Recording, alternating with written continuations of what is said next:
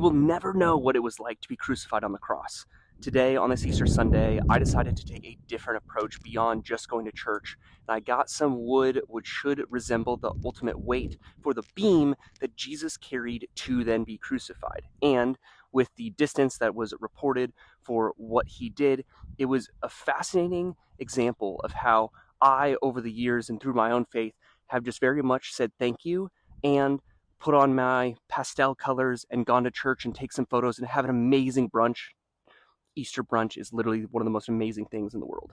And yet I found myself being very complacent with that. So just a random thing I'm doing here on this Easter Sunday, just to understand more about not only my faith, but ultimately what Jesus actually did in the sacrifice beyond just what we read about or think about or we give thanks to, but actually feel alongside with him. Set 3 of 5.5, and it's been interesting to do it. Really just hurts some areas of your body you just haven't really experienced or exposed before. I gotta make sure I don't get any of the wood that's cracked. Concerning, because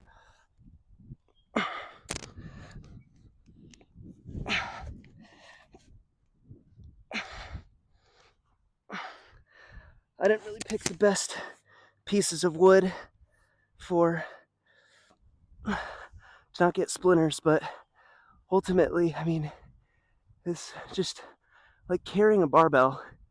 It's totally doable in some aspects if you actually have energy.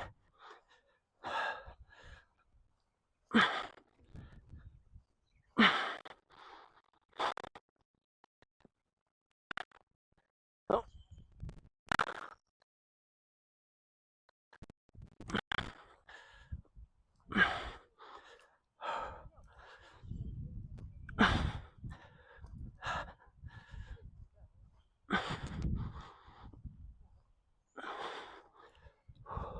My right arm is going a little numb. It's just my left arm. I can't really think straight.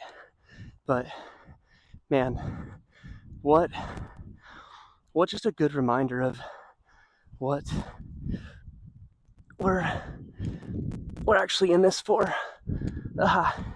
And just oftentimes we just read or learn about things, but really just embracing and experiencing what just people can go through, or in this case, what Jesus went through as he carried his cross up to be crucified. But that's the beam. That's a workout, and my left arm just shot. It's a pinch like no other, hyperextending.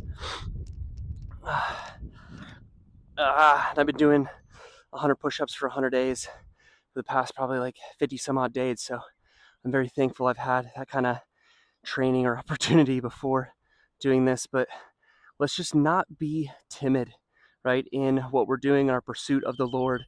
It's 2 Timothy 1:7, for the Spirit of the Lord does not make us timid, but rather gives us love, self-discipline, and abundance.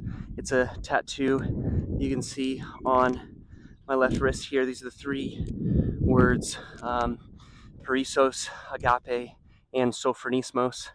And dude, what a different type of Easter experience. I'm wearing some pastels in my shirt from Red Rocks Church that I got going to Easter service back in 20, I think it was like 2019, when I just didn't know what I was doing, where I was going, where the Lord was leading me. I felt like I needed to move to Austin, so I did. And then I got really connected with that church. It's been such a blessing. Now I'm here in Nashville, Tennessee. Similar kind of story of just, unsure of what some things might be, but what a beauty in that, and that unknown, and that grace of ultimately allowing things to happen and allowing the most magnificent, wonderful, incredible things that I couldn't even know of, because it's not my own understanding of what's next, but it's my ability to execute in the now and be aware. That is where I need to stay, but not of the future. We should not worry about the future. So again, it's a great just experience. I'd certainly recommend it.